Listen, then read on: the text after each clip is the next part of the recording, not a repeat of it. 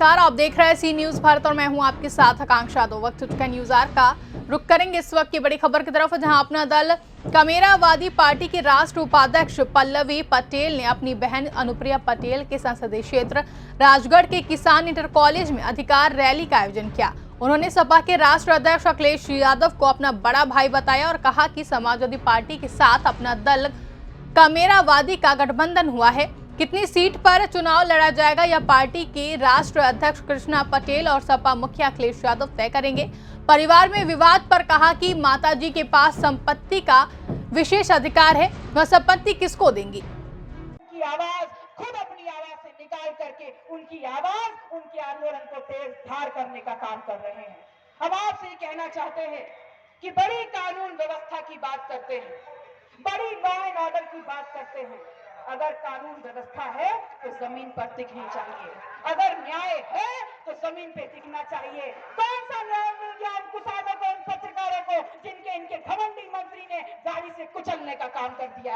अगर न्याय है तो जमीन पे टिकना चाहिए।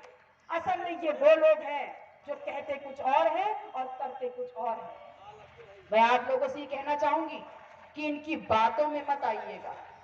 अब आपके पास अपने अधिकार का प्रयोग करने का बिल्कुल माकूल वक्त आ गया है और वो पीड़ा जो आप लोगों ने पिछले 5 साल सही है, उस एक एक आंसू को याद रखिएगा और जब आगे जाइएगा तो सोच लीजिएगा इस बार नई इबारत लिखनी है अपनी पीढ़ियों के लिए, अपने प्रदेश के लिए, अपने देश के लिए, अपने किसानों के लिए और अपने बेरोजगार लड़के लड़कियों के लिए। नौकरियां नहीं, असल में नौकरियां तो बहुत आए हैं, सिर्फ सोच नहीं है। सोच ये है कि कैसे ही सरकारी नौकरियां जो हमको आरक्षण के माध्यम से मिलती हैं उनको खत्म कर दिया जाए। और इसीलिए रोडवेज बेच दिया, रेलवे बेच दी, LIC बेच दिया, हवाई अड्डे बेच दिए। जब सब बिक गया है तो इस बार सिर्फ आपके शरीर पर वो चड्डी और नारा रह गया है। अगर उनको मौका दे दिया तो इस बार आपका चड्डी और नारा भी उतार के ले जाएंगे, ये याद रखिएगा।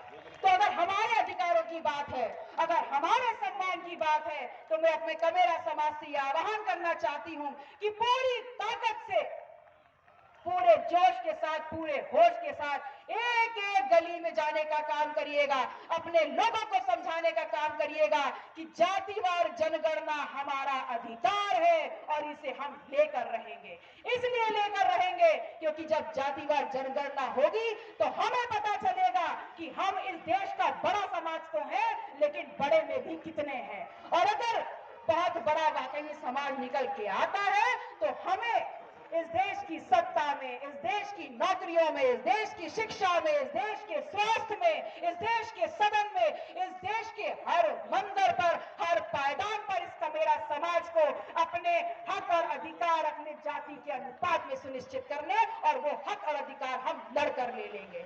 अपनी लड़ाई हमें लड़नी है, अपने अधिकार हमको है। ऐसे में आपका सपा से गठबंधन है, क्या कितनी सीटों पे उत्तर प्रदेश में लड़ने? सुनने में आ रहा है कि अखिलेश लगभग 6 सीटें आपको दे रखा है। 6 सीटों में ये सिमट जाएगी कमेरावादी या पर? पहले तो मैं आपसे सवाल पूछूंगी, कहाँ से सुनिए हमारी जो बात हमारी अखिलेश यादव जी से है, माता जी की, उसके आधार पर हम लोग एक बड़ा फोर्स तैयार करना चाहते हैं, एक ऐसे नेतृत्व के साथ चलना चाहते हैं और सरकार बदलना चाहते हैं जो इस देश में, इस प्रदेश में कमेरों की सरकार होगी, जो पिछड़ों का एक बड़ा फोर्स और उनके हक और अधिकारों की सड़क से लेकर सदन तक बात उठाएगी और उनके हक में काम करेगी। रही बात सीटें, तो सीटें दोनों राष्ट्रीय अध्यक्ष आपस में बैठ करके निर्धारित करेंगे। मैं शायद सही मिलती नहीं होगी स्पष्ट। फिर भी कितनी सीटों की मांग होगी अखिलेश से? आप कितनी की उम्मीद रखती हैं, कितनी मांग?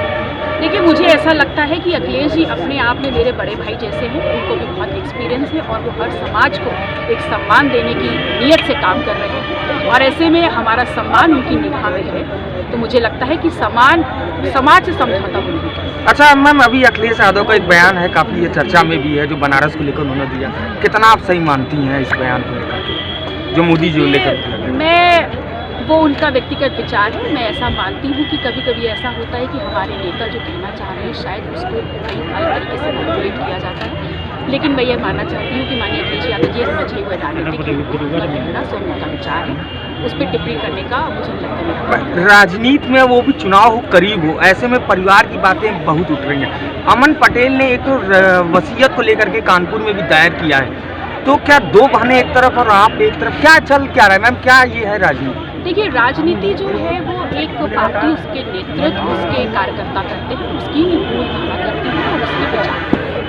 और ऐसे में आपके बीच में क्या खबरें आ रही है मैं उससे कंप्लीटली अनभिज्ञ हूँ, क्योंकि मैं लगातार क्षेत्र में लगी हूँ। मुझसे ऐसे कोई प्रश्न पूछे नहीं जाते, और अगर कहीं तक किसी की वसीयत की बात है तो मुझे ऐसा लगता है कि ये माता जी का विशेषाधिकार है और ये उनकी संपत्ति है, इसको देना चाहती है, किसको नहीं देना चाहती, इसका पूर्ण अधिकार है उनके पास, इसको कोई चैलेंज नहीं। क्या ये लगता है कि आपकी छोटी बहन के साथ अन्याय हुआ है? मुझे ऐसा कुछ भी नहीं लगता किसी के साथ अन्याय हुआ। मुझे ऐसा लगता है कि वो मेरी माता जी का विशेष अधिकार है, और वो जिस तरह भी चाहे, जिसके साथ भी जो करना चाहे, वो उनका विशेष अधिकार है, वो उनकी अपनी व्यक्तिगत सोच है। आपकी बहन का ये गढ़ रहा है मिर्जापुर में, अपने यहाँ की सांसद है, क्या आप अपनी बहन को यहाँ चुनौती देने आई हैं या क्या है? देखिए, यहाँ पर अपना दल एसपी जो सांसद है माननीय जो आज सरकार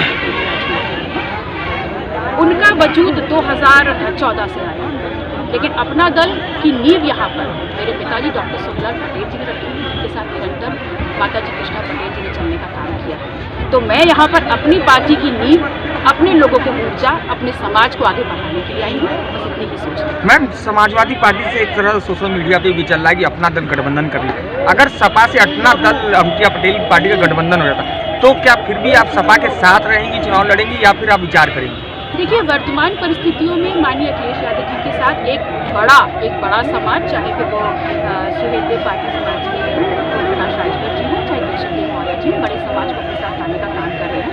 अब मुझे लगता है ये पूर्णतः उनका निर्णय होगा, वो किसको अपने साथ लाना चाहते हैं। बीजेपी हमारा गठबंधन जिन मुद्दों के आधार पर हम उसमें पूरी तरह संतुष्ट हैं। बीजेपी से भी क्या आपको ऑफर मिल रहा है कि गठबंधन में आने का? क्या मुझे लगता है इसका सही प्रश्न, इस प्रश्न का सही उत्तर आपको माता जी दे पाएंगे।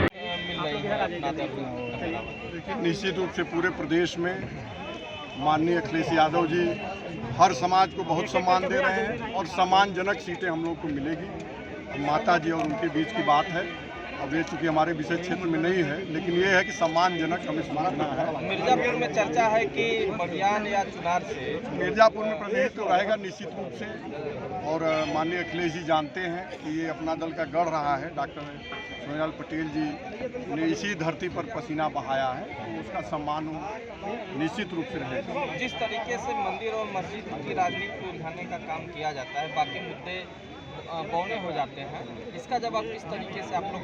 देखिए, हम लोग इसका वैज्ञानिक शिक्षा का प्रसार करके हम लोग निश्चित रूप से जो छोटी मोटी चीज़ें हैं, धार्मिक भावनाएं हैं, उसको हम लोग निश्चित रूप से समाप्त कर देंगे, क्योंकि वैज्ञानिक सोच का भारत हम लोग बनाना चाहते हैं, और वैसी शिक्षा प्रणाली हम लोग लाना चाहते हैं।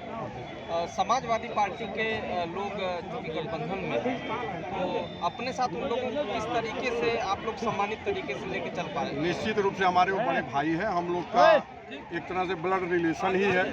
हम लोग पिछड़े समाज से ज़्यादातर लोग हैं, कमेरा समाज से हैं, तो लुटेरा के खिलाफ कमेरा आज एकदम एकजुट है, कोई अलग से कहने की जरूरत नहीं, सारे लोग एकजुट हैं। पूरा 90% उत्तर प्रदेश और पूरे हिंदुस्तान के लोग इस समय इस सरकार से विरोध में हैं। अधिकार अपना दल की रैली थी, इससे सपा और जो छोटी छोटी पार्टियों का गठबंधन है, इससे संदेश जा रहा है, और हम जमीन पे मजबूत हो रहे हैं। और जो ही अगली सरकार है सामने खड़ी है, जितने भी वादा की है, अगर एक भी पब्लिक लोग कर दिखाए तो मैं आपसे जो कहेंगे सो हार जाऊंगा। अगर पब्लिक लोग की है तो इनको उठाएगी, अगर पब्लिक नहीं लोग की है तो इनको दबाएगी। सरकार का कहना है कि विकास हमने किया है, विकास के मुद्दे पर हम आगे भी चुनाव जीतेंगे। विकास की बात करें तो आप हर गांव का उठा कर देखिएगा, जो भी यहाँ के जितने प्रतिनिधित्व हैं, खड़ंजे पे इंटरलॉकिंग लगा रहे हैं। 6 रुपये का खड़ंजे तो पर 28 रुपये का इंटरलॉकिंग लगा रहे हैं, तो कहाँ से विकास होगा?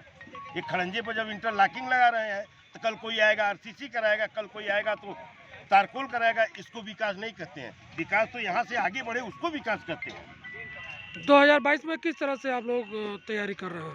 2022 में भरपूर तैयारी चल रही है, आप देख ही रहे हैं, जनमत दिख रहा है, लोगों की आवाज़ें दिख रही हैं, मनोबल बढ़ रहा है गठबंधन वालों का। फिर आगे तो पब्लिक डिसीजन लेगी। मिर्जापुर से सी न्यूज़ संवाददाता अनिल केशरी की रिपोर्ट। फिलहाल के लिए इतना ही। देश और दुनिया की तमाम बड़ी खबरों के लिए बने रहे सी न्यूज़ भारत के साथ।